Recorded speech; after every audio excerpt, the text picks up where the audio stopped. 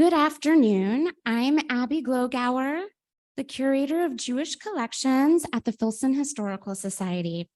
And I'd like to thank everyone for joining us in person and virtually for today's program. So I want to thank you all again for joining us for reflecting on 20 years of Louisville Metro, a conversation with Jerry Abramson. And this program is sponsored by Dinsmore Family Wealth Planning. I want to just give a brief moment about the Filson Fridays and how we got here, and then I'm going to introduce the man you are all here to see. So Filson Fridays is a summer series of lectures presented by Filson staff members, and it's an opportunity for us to share with you projects that we've been working on and historical topics we've been learning about. So I've done a few of these in the past and thought maybe you're getting sick of me. So I thought, let's outsource the format a little bit. And over the last couple of years, I've really had the pleasure of getting to know the Abramson family while working on Jerry and Madeline Abramson's family papers here at the Filson with the help of our dedicated volunteer, Rabbi Stanley Miles. And so we've been learning a lot through that process. I just want to take a moment and make sure that my bubbies of blessed memory noted that I was, getting to know the nice Jewish mayor. Very important. So interest in the merger anniversary naturally grew out of learning about this recent history. There is no expectation that we're going to cover everything about merger today. Our goal is to open conversation, reflection, learning, study, and questioning. So hopefully you'll leave here with even more questions. With that said, it's now my pleasure to introduce our speaker, the Honorable Jerry Abramson. Jerry Abramson holds the position of executive in residence at Spalding University with responsibilities to lecture, organize events for local and state government leaders, and lead 4 leadership exchanges a year at Spalding for the public, as well as the doctorate program in interdisciplinary leadership. Jerry served as President Obama's deputy assistant to the president and director of intergovernmental affairs from 2014 to 2017, with offices located in the West Wing of the White House. In this role, he oversaw the administration's domestic agenda with state, city, county, and tribal elected officials across the country. Jerry is the former Lieutenant Governor of Kentucky, having served alongside Governor Steve Beshear from 2011 to 2014. Among his accomplishments, he chaired the Blue Ribbon Commission on Tax Reform in 2012 and also focused his efforts on education and economic development. Prior to entering state government, Jerry held the position of the longest serving mayor of Louisville with 21 years of service, earning him the nickname Mayor for Life. During his time as mayor, Jerry was president of the United States Conference of Mayors in 1993. In addition, Jerry played a leadership role in the successful consolidation of the city of Louisville and Jefferson County governments. Jerry started his public service as an alderman of the city of Louisville for 2 terms in the 1970s, and thereafter as counsel to the governor of Kentucky, John Y. Brown Jr., from 79 to 81. In the private sector, Jerry practiced law with Greenbaum, Dahl, and McDonald, and thereafter with Frost Brown Todd. He served on the board of directors of the Brown Forman Corporation and presently serves on Hardscuffle, American Life Insurance Corporation boards. Jerry is a member of the University of Louisville Board of Trustees, the University of Louisville Foundation, and Dare to Care. And I should note that this is all in addition to the many things that Jerry and Madeline also do within the local Jewish community and our organizations here. Throughout his career, Jerry taught classes at the University of Louisville Law School and Bellarmine University. In addition, Jerry guest lectured often at Harvard University's Kennedy School, Indiana University School of Public and Environmental Affairs, University of Louisville School of Urban Affairs, and Boston University's Initiative on Cities. Whew. Please join me in welcoming the Honorable Jerry Abramson.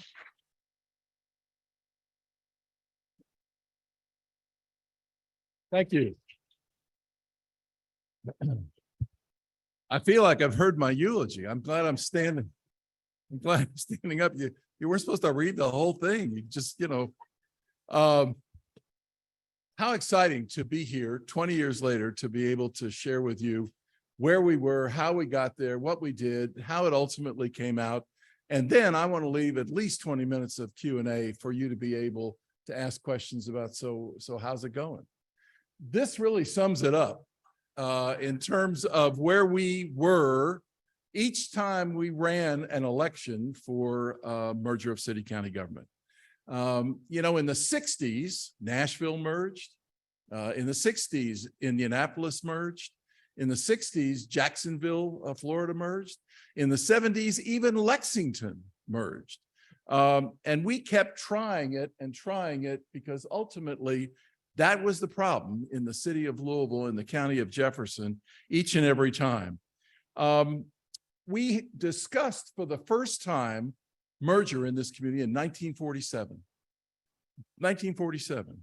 We discussed it and voted on it again. And you can switch it to the next, if you will. We voted on it again in 56 and 82 and 83. In fact, in 82, we just barely lost. And people said, let's come back the next year. We came back the next year and the margin was worse. So we decided we would sort of stop. This is what Louisville and Jefferson County looked like as we began to focus on merging the city and county again with a vote that ultimately took place in the year 2000. As you can see, I hope you can read it. The old city of Louisville was 60 square miles. The county of Jefferson, which included the city of Louisville, was 386 square miles. The city had a mayor and a 12-person board of aldermen. The county had a fiscal, that's not physical, it's fiscal, F-I-S-C-A-L, court, made up of the county judge who sat in the middle and 3 county commissioners. We had, interestingly enough, during those times, when you ran for alderman, in the primary, you ran in your ward. In the general election, you ran citywide. So if you lived in the city, as Madeline and I do and did and continue to, you got in the general election to vote for 12 aldermen. In the primary, you voted for just yours in your ward, and only people could vote in the ward. In the general, it was countywide. Same thing in the county. They had 3 county commissioners, A, B, and C. In the primary, if you lived in A, you voted for A. But in the general election, anybody who lived anywhere in Jefferson County got to vote for all 3 county commissioners. Why? Because the Democrats could control the general election. And so you might get a Republican to win in an A or B or C district. You might get a Republican to win in the Crescent Hill neighborhood, in the Highlands at that time. You might, but when it came time for the general election, starting around the 9th Ward going west, the votes were unanimously Democratic. And so the Democrats controlled both the Board of Aldermen and the fiscal court. But was that fair? Was that appropriate? When a specific constituency voted for this person, but in the general election, the whole community took that person away and replaced it with someone else. So that was a problem that we had to deal with. You also see the population, about 260,000 people inside the city, about 700,000, again, the county includes the city, inside the county. You see the income, about $28,800 was the average income at that time inside the city. Outside the city was about $39,500. In the minority community, inside the city was about 30% African-American. Community-wide, county-wide, it was about 19.5, almost 20. There were 90, you see those little dots up there? There were 90 little cities. Get mad when I call them little cities. 90 suburban cities at that time. They're now about 80, 81, depending on what day. And then there was about 21 fire districts out in the suburbs. And today there's about 9. So that sort of gives you a feel for the status of what was the city and county at the time. Next. The arguments for merger were pretty clear, we thought. Ineffective delivery of services. Literally, I mean, this is the example I always give, the McMahon Shopping Center. Most people know where that is out in Hikes Point. The middle of the parking lot of the McMahon Shopping Center, half of it was in the county, half of it was in the city. So if you had an accident in the parking lot, you would call 911. They would say city or county, because remember they would switch you. And you would say, well, I'm in the parking lot at McMahon. And they would say, are you on the east side or the west side? And by this time, you're trying to scratch your head, figure out what is going on here. But that was the exact reality of what we had to deal with at that time. We also had a situation where city and the redundancy of services. You know, county governments in Kentucky have the responsibility for social services, but there were an awful lot of people inside the old city of Louisville who needed social service and support. And so the city had its own social service operation.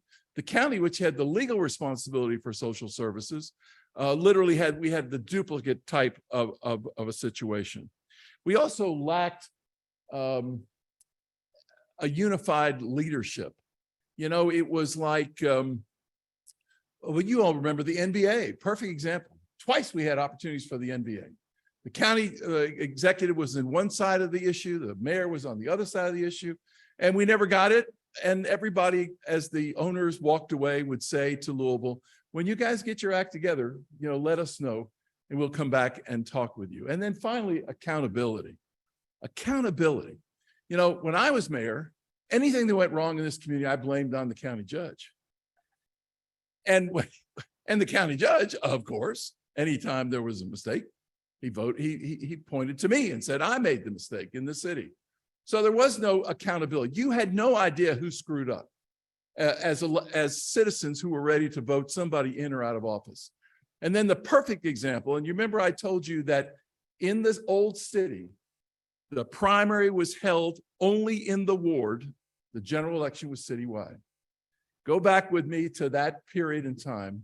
John Yarmouth, our congressman, outstanding congressman for years, back in that day was a Republican.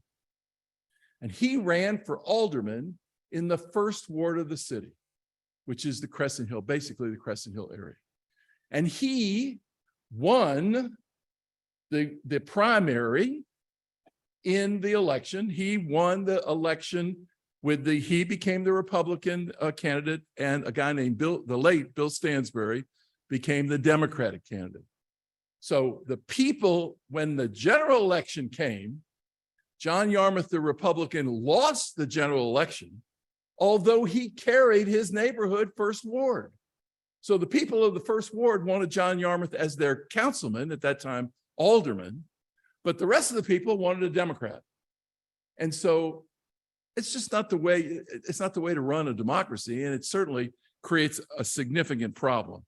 So that was the difficulties that we focused on in terms of why we needed to merge. Next, why did it fail in 56 and in 82 and in 83?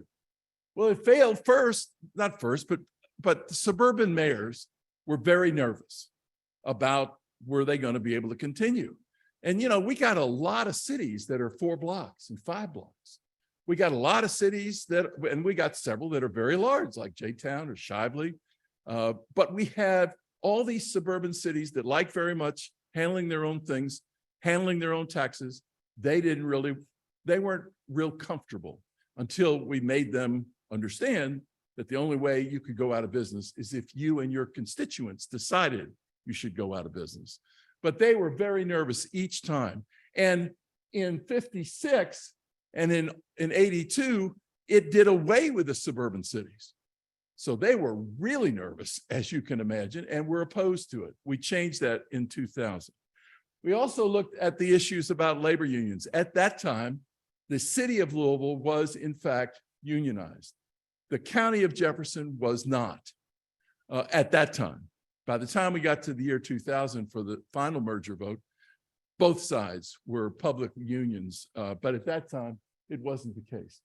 Everybody's worried about their taxes. You know, if you know anything about anybody, it is, I want more service and I don't want to pay for it. You know, you say, okay, you want these things? Okay, well, then it's going to cost you. No, that's not the way we want it. We want more service and don't raise my taxes. So people were concerned that when you merged, you would have a tax increase. Racial issue was an issue. I mean, unfortunately, you have to call it as you see it. There was concern in some of the suburban areas, concern about the large 30% African-American inside the city and not wanting to deal with the issues that were confronting those families and that we were dealing with in the old city. And finally, partisanship. You know, there were Democrats that were really concerned that if the city and the county merged, that Republicans would be elected all the time because there are more people out in the suburbs than there were in the old city. And therefore, if in fact we merged, we would see a Republican mayor and a predominantly Republican Metro Council. That obviously did not come to fruition. All right, next. When we lost it in '83, we finally took a deep breath and said, you know, obviously this community is not ready. And so the incoming county judge, Harvey Sloan, and the incoming mayor, myself, began to negotiate what we could do for an interim period. The legislature in Frankfort took away the right for Louisville, Jefferson County to vote ever again on merger. They passed legislation that said, Louisville, Jefferson County, you tried it in '82, you tried it in '83, it's over. So how did we put this thing together? Well, we began to focus on this compact. The compact was where we would share occupation tax. If you lived in the city, you paid the city occupation, if you worked in the city, you paid the city occupation tax. If you worked in the county, you paid the county occupation tax, which meant that wherever the business located, since the tax was exactly the same amount, percentage, wherever the business located, that government got the money. So the mayor and the county judge would meet the decision maker at the airport, and I'd say, welcome to Louisville. Please locate inside the 60 square miles called Louisville. County judge would say, welcome to Jefferson County. Please locate outside the 60 square miles. And the next thing you know, he or she would get back on the plane and say, call me when you got your act together. I mean, literally, it was that ridiculous. So you had the decision where we developed a formula that would split the taxes so that the mayor and the county judge would work together to locate a business wherever the business wanted to locate. You want to be in a downtown tower? We got it. You want to be in a suburban industrial park? We got it. You want to be in a suburban small area with office space? We got it. Come look, come join us. We also said that we would stop annexation. When I was on the board of aldermen, I introduced a bill to get the county's attention to annex everything we could get our hands on, and everything that was contiguous to the old city, we were going to annex it into the old city, outside the county, we're going to bring it into the city. Well, that really upset everybody, including Tommy Bullitt, who came to see me since we were going to annex the Oxmoor Farms. We did get Oxmoor Shopping Center, but the long and short of it was that was a lot of consternation. And so we said, if we start splitting taxes, we'll put the annexation up on the shelf. We'll stop all that fighting among city and county folks. And then finally, we focused on dividing up what we call the city-county agencies. A lot of people didn't realize that we, the city and the county, split the cost of the zoo, split the cost of Human Relations Commission, split the cost of the Science Center, split the cost of the emergency management. And what happened was those groups, since they were 50-50 split, they would come to the city and say, well, the county's giving us this much, you've got to match it. Or they'd come to the county and say, well, the city's going to give us this much, you got to match it. And the reality was no one was watching any of them in terms of oversight regarding the spending of funds. So we decided we, the city, will take these agencies 100% funded, and we will watch them carefully because it's all our money. And we, the county, they will take these agencies and they will watch them carefully. So that's what the compact literally was about, trying to say, let's take 10 or 12 years, let's take a deep breath, let's share economic development, let's stop the fight over annexation, Let's be sure the agencies are being handled properly. And then let's figure out what we want to be when we grow up 8, 10, 12 years later. Well, that worked really well. And we actually expanded it when it came time to renew. We took it another couple of years as we began to look at the focus of an opportunity for merger. Next. So how did we get to the legislation for merger? Well, we finally decided, since the legislature had taken it away from us, we needed all the Jefferson County state reps and all the Jefferson County state senators to be on a task force with all the city elected officials and all the county elected officials and 10 to 15 of the suburban mayors to meet as a task force and come up with the legislation that ultimately would be on the ballot. Okay? And what you see is, the question was, what kind of government are we going to have? Are we going to have a strong mayor type of government or a weak mayor type of government? Strong mayor was what the city had. I hired all the people as mayor. I signed the paychecks as mayor, and the legislature was our board of aldermen at that time would oversee as a Congress would in terms of budget and things of that nature. Were we going to have a city manager? Cities and counties in Kentucky now, many of them have city managers, and that's a pro. Somebody who's been educated and experienced of running a city or a county. They've got several county managers up in northern Kentucky. Did we want to have that kind of a structure? How many council districts were we going to have? And how do you figure out? Do we want 3, like the old county with 250,000 people in each district? Or do we want it more like the Board of Aldermen, where they had about 40, 45,000 people in the districts? And as I said, how many people what was the population that you wanted? So next, this is what we came up with. We came up with a merger of just the mayor and the county judge. We lost races because we were prior elections because we were too specific. I mean, I would knock on a door in 82 and 83 for merger. And the person would come to the door and say, that sounds pretty good, but I got a cousin who's on the EMS in the county. And they tell me that when they have to merge with the EMS in the city, they're going to lose seniority, they're going to lose money, it's going to be horrible. Or I'd knock on a door and say, you have a family say, well, I'm really for merger. It makes a lot of sense. One voice speaking, one leader held responsible, accountable. But I got a friend of mine's, a neighbor of mine's a cop. And the city and county cops never have really gotten along well. And they don't think that they're going to end up being the kind of force that we need. And therefore, I'm going to vote no. So what we learned from the losses were we were too specific.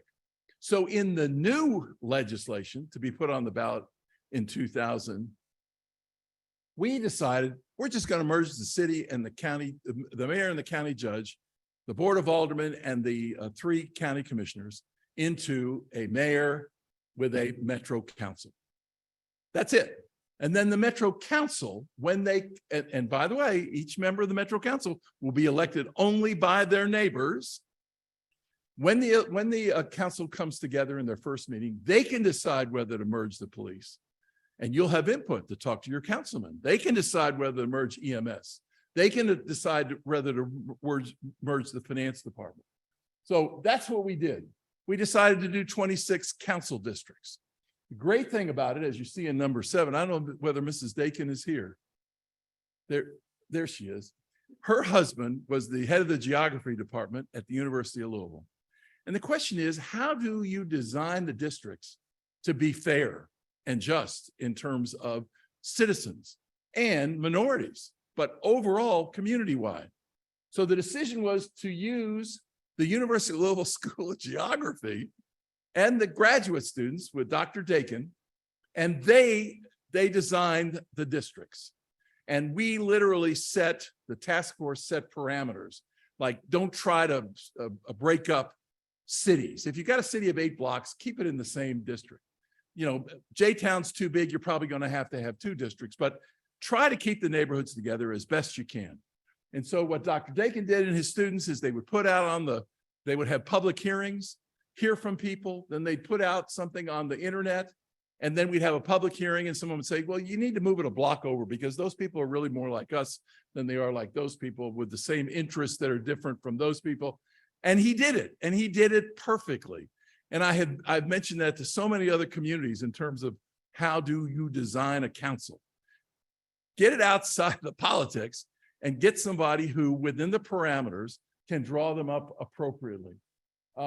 We had the district population of each of the districts with 26 was more like an aldermanic district than a council district, 45,000, give or take. No tax change. Oh my gosh, we don't want any taxes changed, so we're not proposing any tax change. Suburban cities and the fire districts, untouched. You want to be a suburban city? Knock yourself out. You want to be able to tax people for additional services? Knock yourself out. Go ahead, make it happen. But we're all going to be one. And oh, by the way, if you live in a suburban city, if you live in Shively, if you live in Prospect, if you live in St. Matthews, you get to vote for a council member. So for the first time, you're going to have someone sitting at the table when decisions are made to be able to articulate your position in terms of what you would like. African Americans were assured at least, we asked the Dakin team to design, at least to reflect the percentage at the time that we had in the community, at least, if not more so. And then ultimately, we put in the taxing districts so that if a subdivision in Okolona was tired of having garbage pickup every day because it's an unincorporated neighborhood, Okolona, which means the first person on the block might do a deal with waste management. They pick up on Monday, and the next house on the block might do a deal with, you name the Rumpke, and they pick up on Tuesday. And by the end of the week, there's garbage on that street every day. So we set these taxing districts up so that if a subdivision wanted to come together and say, we want to have garbage pickup once a week, and we'll put it out for bid. We, the new government, put it out for bid for them, so it'll be a little cheaper. They had that mechanism available. And so that's what we did. Now, next.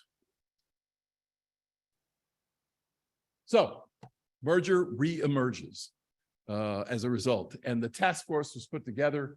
The focus, again, was in line with everything I've talked to you about earlier: accountability, no tax change, improved services, and unity, with one public leader going to Frankfurt, speaking for the community, and being held accountable.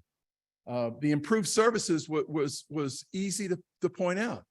When we merged the city police and the county police, we had an additional 100 police on the street because of those weird borders that had, like McMahon Shopping Center.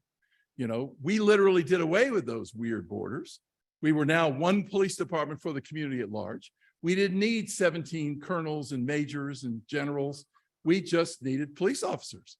So when we put it together, and ultimately we hired, as you remember, Robert White as our chief, the districts were expanded, and we were able to take a lot of management.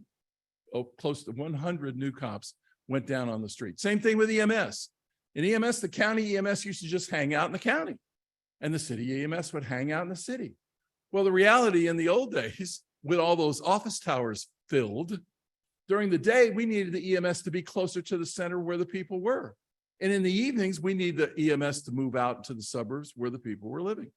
And so that gave us an opportunity to enhance our services. Okay. Now, here comes the election. These were the people that chaired the election. The county judge, I think most of you remember, was Rebecca Jackson, a Republican. The mayor at the time was the late Dave Armstrong, a Democrat. Addison Mitch McConnell is our senator. He was the county judge when they lost in 82 and 83, and he had this thing that he very much wanted to see merger occur. And then I was in between being mayor, and I was the fourth person to join. We ran a campaign, just like you would expect a campaign. I mean, we literally got to the point where we put together political leadership from the Democrat and Republican Party. We took care of doing direct mail, TV commercials. We did a poll on who should speak to the community, who would people follow. Although it bothered Mitch, it was me. So I was on, if you remember all those black and white commercials, I was just looking into the camera saying, hey, it's time, we've got to do this thing. And literally we ran a campaign, a political campaign. And this time it passed 54-46. Didn't have to pass inside and out, but it did. Happened to pass 54-46 inside, 54-46 outside. The community wanted to bring about change. It passed in 2000 to take office in 2003. Next. So here we have a new city, except we have lots of different taxing approaches. If you live in what was the old city, it's called the Urban Service District. That's what it's called in Lexington. That's what it's called in Nashville. That's what it's called in Jacksonville. And that's what it's called in Indianapolis. Urban Service District. You pay the most taxes, you get the most services. You get garbage pickup, you get recycling, you get street lights, you get what you pay the most, you get the most. About a third of the folks living in the new city of Louisville live in suburban cities. They pay whatever the suburban city wants to pay. There is a countywide, now we call it metro-wide tax that we all pay. It's the old county tax. They went for things like corrections, social services, etc. But about 1/3 of our population still live in those suburban cities. They get to vote for a council member and they get to vote for the mayor of the city of Louisville. And a third live in the unincorporated areas. That's Okolona. That's Fern Creek. That's Fairdale. That's Valley Station. Those are the folks that pay the least amount of taxes and get the least amount of services. And when we merged, I got to tell this story. Got to move. I got to tell this story. We were in office for about 6 months, and Sherry, you'll appreciate this because you were mentioned in it. A guy named Henderson was the council member for Mountain Valley Station. And he comes to me and he says, Mayor, I understand from my colleague, Sherry Bryant Hamilton, that you, who happens to be with us today, who said in the old city, you would pick up abandoned cars in 48 hours. At least that's what he told me. He said, 48 hours from when you knew there was an abandoned car would be picked up. I'm out here in Valley Station. It's been a month since I reported an abandoned car. Hasn't been picked up yet. I said, Bob, how often or how quickly did the county pick up abandoned cars in Valley Station? He said, well, they never did. And I said, well, then give me a break. We're going to get there. It's going to take some time. And ultimately, we were able to put that together. Okay. That's the division, and those are the districts designed by Dr. Dakin and the geography students at the University of Louisville. All right, next. These were the improvements that occurred, and they're legit. I mean, they really are legit because we assessed every one of them, and the late Joan Ream did the numbers, and she was as good as you get in terms of knowing what's right and what's wrong. You see the savings. The big numbers were $700,000 the executive branch because we only had one. We didn't have two. We only had a mayor's office. We saved $2 million on property inventory. We found that the city was renting space and the county was renting space because they didn't have the buildings that would fit what they needed. Well, when you put them together, we had plenty of buildings. And all of a sudden, we canceled all our leases and literally created an opportunity. But to go forward, $2 million, $6 million on fleet reform in terms of maintenance, handling the vehicles, banking. I mean, consolidated banking, we saved $800,000 a year. We also had the highest rating. When I went to Wall Street and made the pitch to Moody's and S&P about the new county, the new city of Louisville, and asked them to join with us and give us a higher rating. We got a higher rating, which meant our bonds cost less, right? The interest, higher the rating, lower the interest. We had a higher rating as a consolidated government than we did as a merged government, than we did as individuals. You see the improved services up there. The one I love to talk about is mosquitoes. We had the West Nile floating around here at that time. In the mosquito control, there were 12 people, and they were all in the city. And what we had done, we had all our employees, all the solid waste guys who were picking up garbage, all the folks who were filling potholes, we gave them these little pellets that they would hold, and we taught them how to use it and not get sick from what was on their fingertips. They had to wear gloves. But every time they saw a pool of water standing anywhere in the community, they'd throw a pellet in and it killed the larvae and literally created an opportunity for us. So I always thought that was good. And, we did the management systems. We had to put new ones in, financial systems, the communication. The old city cars couldn't talk to the county EMS. City police couldn't talk to the county EMS. County fire couldn't talk to the city EMS. So we had to come up with an entire new communication system. We had to put in a whole new PeopleSoft, et cetera, et cetera. Next. So bottom line is, we tried to let you think we were floating right along the top of the water like it was a piece of cake, when in fact, we were paddling like hell to stay above the water and make sure that everything worked together. One other quick story. What do I mean by paddling like hell? Well, we had really tough issues like the police department, the city police. I think it was the city. We had a stripe down our pants. County didn't have a stripe down their pants.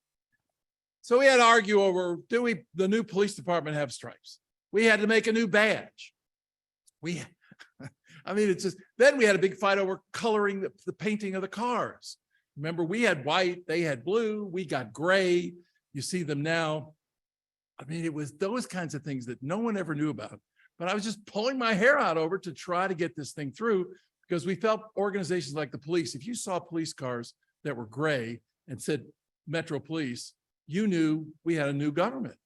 And the final thing I'll say is that the reason why Louisville is called Louisville Jefferson County Metro Government, it's not Louisville Metro. Everybody says it's Louisville Metro. Nobody calls Indianapolis, Marion County Unigov. They don't say Indianapolis Unigov. Nashville, no one says Nashville, Davidson County Metro. They say Nashville. I don't know why. Well, I do know why, because we were very concerned the first year that the county would think the city took them over. So rather than saying, welcome to the city of Louisville, we said, welcome to Louisville Metro. The reality is, folks, and I argue it and I beat the drum to the media and to everybody, it is the city of Louisville, just like it is the city of Lexington, just like it is Nashville, Jacksonville, not Metro. It's a Metro Council, and there is no such person holding the office of Metro Mayor. There is a mayor. That's what it says in the statute. There is a mayor. So I'm going to stop. We've got 2 microphones to get questions. We got a little over 20 minutes. And I figured that if I set the stage, I ought to energize somebody to ask a question about whatever. So we actually already have some questions coming in off of Zoom.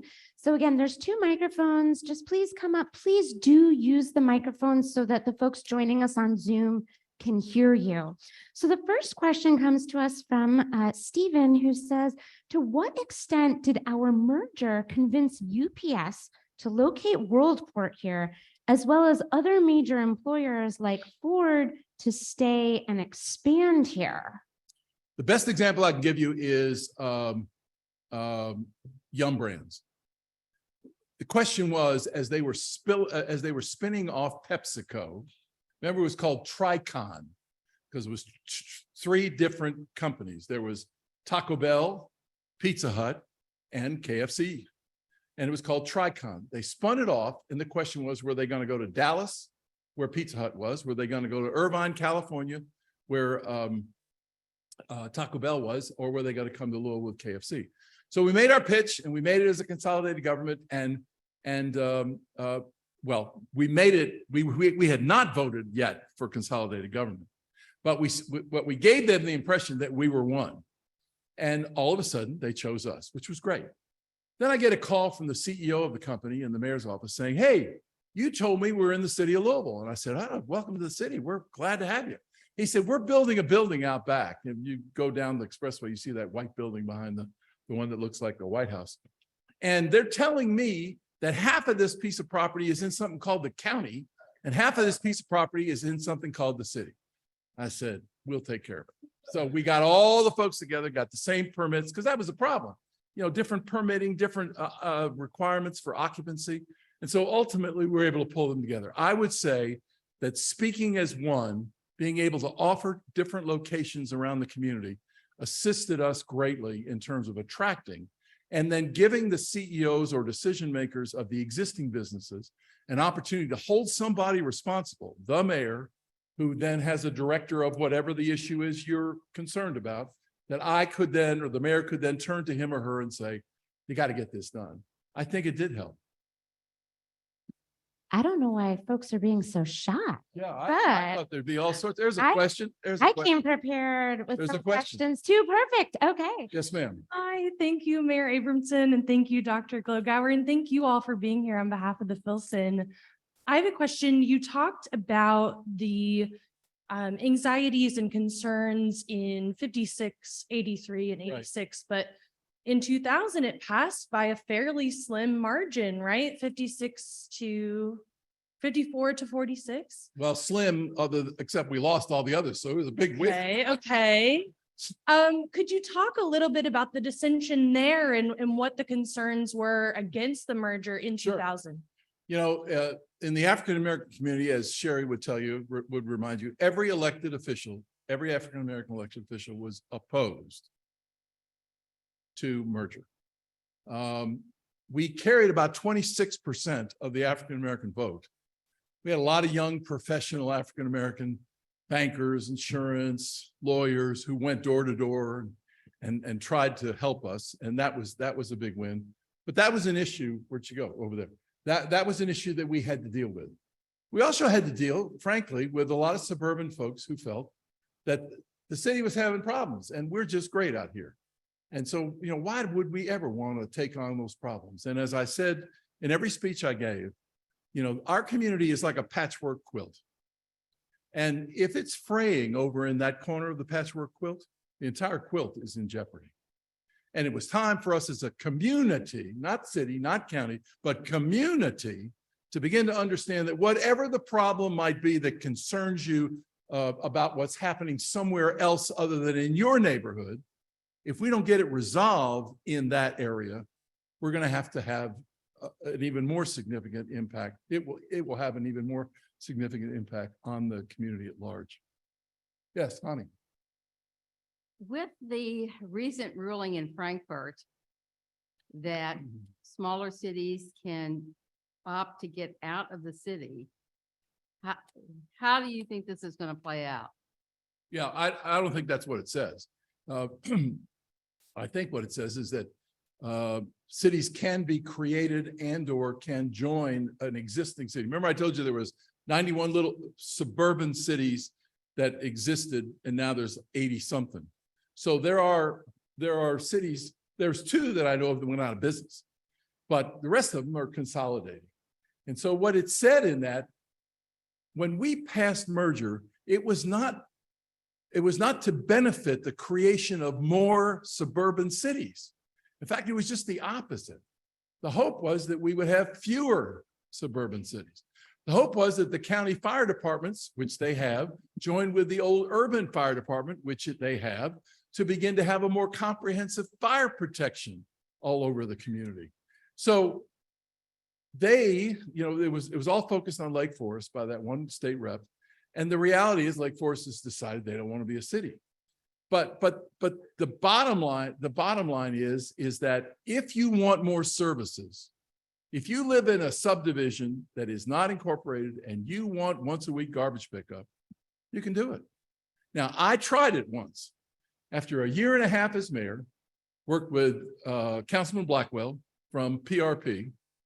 He had a subdivision out there that we thought would be the test one that we would go. They had garbage pickup every day of the week. We brought them to a meeting and we said, listen, we'll put the bid out. We have this, remember I told you there's an opportunity for a taxing district. We'll put the bid out for you. So if only one company comes in, it ought to be cheaper, right? Because each one has to come in individually. If one's coming in and doing them all, it's got to be cheaper. And then you can roll forward accordingly. And you know what they said to me? We're fine. We're fine. Now, what I think that meant is that a lot of suburban areas who had not had a lot of much of any support with the county just lived with it. I mean, I went out to the park at the end of Greenwood, right past Pleasure Ridge Park High School, right on the river, beautiful park. And some old codger is probably my age now. Some old codger comes up to me and says, "You're the mayor." And I said, "Well, I was." And he said, "Well, look at this park." And I said, "Well, it sure doesn't look like much." And he said, "We got the waterfront, we got the flood wall with the bicycle path down to Mike Lennox and over to the farm to the Farnsey Mormon. And this place ought to be great." I said, "Well, yeah, it should. Have you ever talked to your county judge about it?" "I don't know who the county judge is." I said, "What about your C district commissioner?" "Well, who is it?" I said, "Well, it's the late Darrell Owens." He says, "Well, does he live out here in PRP?" I said, "No, he lives in West Louisville." He said, "Well, I don't know that." He said, "We got to do something." So when I became mayor, in the first 6 months, I called the Parks Department and I said, "We got to get some picnic benches out there. I want to get this done. I want to get that." It had a boat ramp and da. We did it all. A year later, the Hot Rod Show comes to Louisville. And we're announcing the opening of the Hot Rod Show, gazillion cars out at the fairgrounds. I look down from the podium and there's that old codger. And I'm thinking he's going to come up and say, "Way to go, Mayor." So I go down the steps and I said, "Sir, I hope everything's going well out in Riverview Park." And he said, "It's terrible." I said, "What do you mean it's terrible? You got this?" "Yeah, but we need more." "Well, give me time. And if you go out there now, it's a significantly different park." Yes, Jim. You talked about the long delay and the controversy about merging the city and the county and the consequences to economic development for the area. Right. Can you draw a similar solution and give us some insight as to the long dispute we had over the bridge situations and how that affected economic development? That's a very good question. For those of you who were around at the time, the city was for a downtown. We had great traffic congestion back and forth on the bridge. The city was for a downtown bridge. The county was for a suburban bridge. We didn't get along. And the city was for the downtown bridge because the downtown was the economic engine of the community. That's where we needed to be. And we were concerned about people going on the bypass coming out across in the East End. And then that would open up not only Kentucky, but would open up what has become a tremendous industrial park, the River Ridge Industrial Park. And we didn't, very narrow, just city of Louisville thinking, we didn't think that was good. And so, Jim, you're right. We ultimately, as we moved toward merger, began to realize that the only way we were going to get something done was to be able to speak with one voice, join with our colleagues, Drew, your folks over in Southern Indiana, and develop a game plan that would give us the opportunity for two bridges, and unlike Northern Kentucky, which looks like they're going to get a free one, we only could do that if, in fact, we paid tolls. The folks in Indiana were not excited about the tolls because more often than not, they're the ones coming into work. The theory always was in the downtown towers, anywhere from 14% to 17% of the people working in the towers were Hoosiers. And so they were coming over every day. There wasn't as much going the other way. So they were very concerned about paying the tolls. But some very, very visionary Southern Indiana leaders realized we got to do something. We've got to do something because we've become a bottleneck for the flow of goods and services from north to south. And ultimately, because we were speaking with one voice, and we had a governor and a lieutenant governor who understood how important it was. I was lieutenant governor at that time. We went up to Indiana, met with the governor, who subsequently went on to be president of Purdue University, and we did the deal. And we shared the revenues, and we have ourselves two bridges. We wanted to decrease the toll because we wanted to toll the Sherman-Minton Bridge, okay? And we were told by the federal government that you cannot toll an already existing free bridge. So we couldn't toll 2nd Street. We couldn't toll, actually, we were always going to leave 2nd Street for folks. That was the response to, I can't afford to go back and forth. 2nd Street would always be free, but Sherman-Minton, we wanted to toll it. And we went all the way to the Secretary of Transportation in Washington, and we were unable to do that.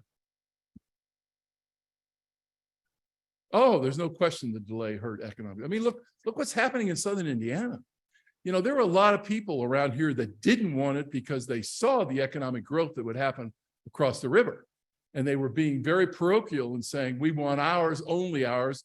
And most of us were seeing our community as Southern Indiana, Louisville, Oldham County, Shelby County, Bullitt County. But that's visionary kind of stuff. The parochialness of, it's like I went to Oldham County one day when I was mayor of the new city. I would go visit the county judges once every quarter just to check in and talk. I met with the county judge of Oldham County. I said, you got a beautiful community here. He took me to see the industrial park. I said, why can't you be the bedroom community of Louisville? Best parks, best libraries, best neighborhoods, best play equipment. Why can't you do that? And then let the industrial development occur in the community that already exists. And he said, my people want jobs out here.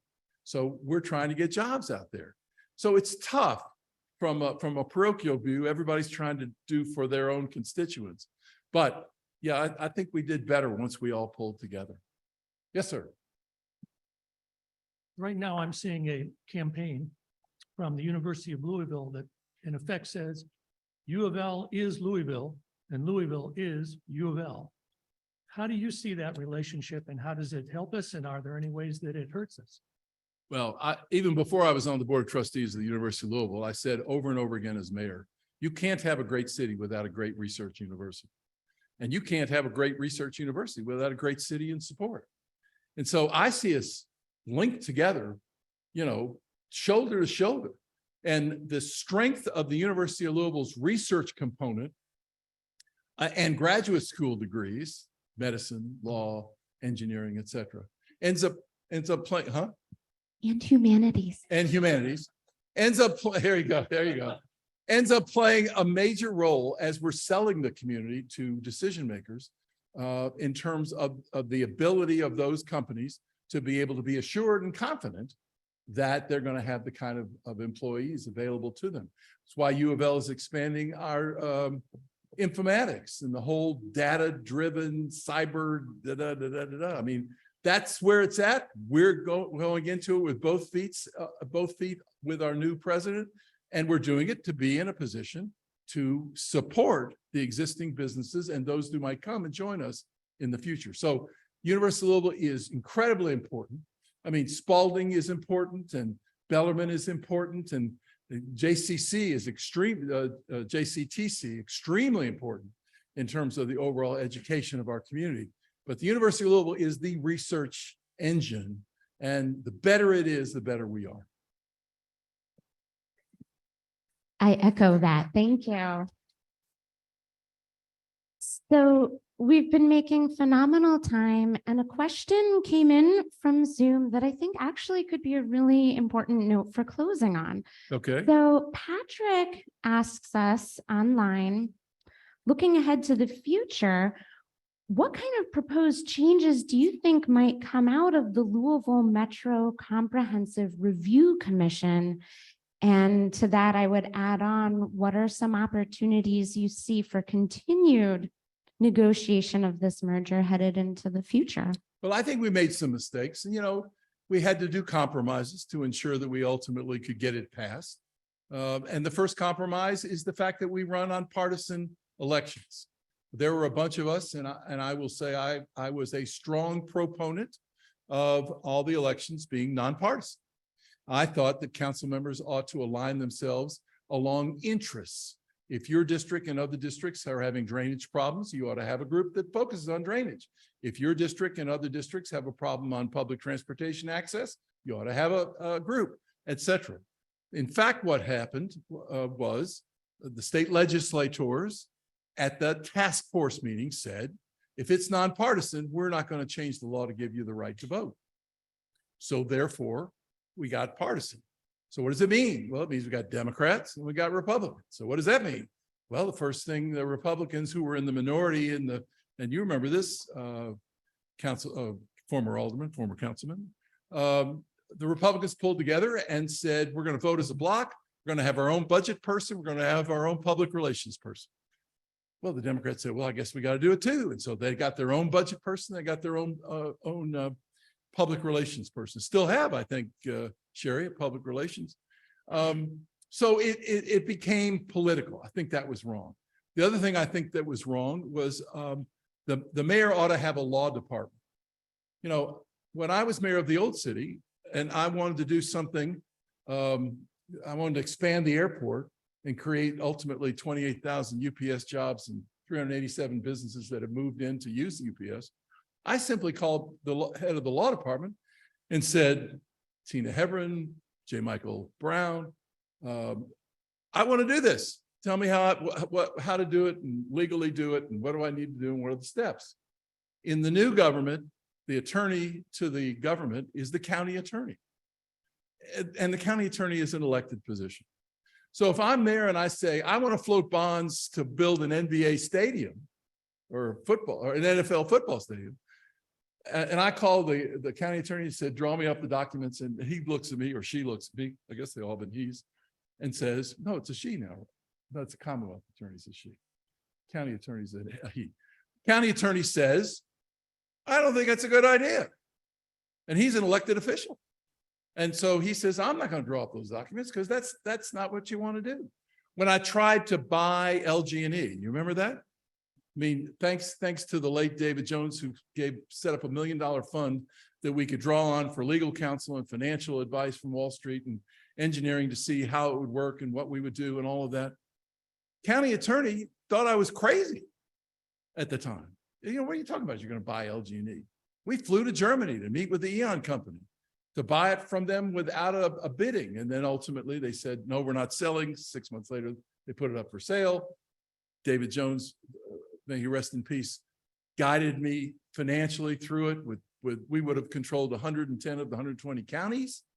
We would have had a revenue stream that right now LG&E gets the right to charge us. They get the right to make a 12.5% return on investment. We were going to bring it down to 2%. So that we all would have had lower rates. We would have been in a position because we didn't need 12.5%. 2% for us, we could have redone every park. We could have every parkway. We would have had money. We would never have had a problem again with money. And we ended up making the bid. We went to Wall Street, sat across from the seller. We won the bid. We had the highest amount that we offered. And because, Jim, you'll understand as a business guy, I'm paying municipal rates for my bonds. That's cheaper than a private company that's going to have to float $8 billion worth of bonds. You know, I'm floating $8 billion worth of bonds and I'm paying municipal bond rate at 2.5%. And a business is going to have to pay 5.5% as an example. So we won, but they didn't want to sell it to the city. And ultimately they said, okay, you win. Now we want a breakup fee. For those of you corporate types, breakup fees simply is a very reasonable thing to do if the buyer can't get it done and the seller has spent all this time getting ready. They want an amount. The amount that the amount that LG&E wanted was $100 million for a breakup fee. I walked out of the Wall Street meeting, called David Jones, said, David, I think we have a problem. And he said, well, brokerage breakup fee, very reasonable. He said, how much they ask? I said, 100 million. He said, oh, I guess we lose. And we did. So one more. Quick statement and a question at Sure. the end. Just happened to be that back in '83, I was a political education chairman for the NAACP, and Lakin Cosby Jr. was the president, and they asked me to be over voter registration for the entire anti-merger group. And so we registered about 10,000 new voters, and merger lost by about 10,000 votes. And it was really kind of interesting because we had teenagers on buses because we knew that people were on the bus that couldn't get off, and we registered people to vote on TARP buses and things of that sort. But you were with us in 2000. You were with us. We was with you in 2000. But what I was going to say was the reason that we opposed it because I was sent to every meeting throughout the county to listen to what people were saying and what you all were selling. And I never will forget, I sat next to the Grand Dragon of the Ku Klux Klan, and that was an experience, but we were on the same team. But at any rate. He was against it too? He was against it too. But also, you know, we met, you know, all the small cities were against it and so forth. But the reason we were against it was because we felt like you were building a house with a frame. You gave us a frame, but you weren't giving us where the plugs were gonna go, where the drywall was gonna look like. You know, we couldn't get the interior to the point where we could understand it. The second year, I was in charge of get out the vote, which was harder than voter registration. But again, we won again. And again, we still did not think, because of the loss of Black representation, what we saw with other cities our size, we were uncomfortable. A lot of people out in the county were uncomfortable, and we kept building new alliances. In 2000, we had no problems because by then everybody had learned that people weren't being taken for granted. And the biggest tragedy in '83 to me was the fact that I thought Gene Petrick, who was president of development, who was a saint of a guy, that he was put out there in such a way that he was on a losing cause. Then the next year, Joe Cordino was chairman, and it was like night and day. Joe would never go to the same place and tell the same story. It was, you know, it was a good example of how you can lose and still win, because his company just blew up after that, and he did this and that and the other. But so Gene was probably the biggest casualty as far as I was concerned. But by 2000, everything was looking good, everything was well, and everybody was pretty much in agreement. My question, I live in Eastwood, unincorporated area, way out in the county. Matter of fact, we're 1 mile east of the Shelby County, not even 1 mile east, I live 100 yards from the Shelby County line. We went from having one city council to last year being gerrymandered, a community as small as ours having 3 representatives. So if somebody in Eastwood wanted to run, they would have to talk to some people on Hurstbourne Lane to say, do we have anything in common with Hurstbourne Lane and Eastwood? And so my question to you is, now that gerrymandering and the politics or partisan politics seems even worse than it was prior to merger, what do we as citizens do to ensure that we have real representation versus partisan representation? Well, and as I said, using Dr. Dakin's geography group was just a brilliant idea. It wasn't my idea. It's a brilliant idea. Take politics out of it, et cetera. But the statute also said every 10 years, because populations move, the Metro Council has a right to be able to do the analysis and move the district this way or that way based on population. If you want every district to have 45,000 and you've got one that's now down to 39,000 because they've moved, then you got to move the thing around. And I suspect that that's what happened, Sherry, if I'm not mistaken. I think you literally tried to keep them all population wise the same. And in some situations, and I guess this must be one of them, the citizens came out on the short end, because that was not to be the way it was set up. And that was not the way it was when it started. So I thank you all so much for the opportunity to be with you. And I hope you've enjoyed it. And I hope it's given you some thoughts about what we ought to be doing in the future. Thank you.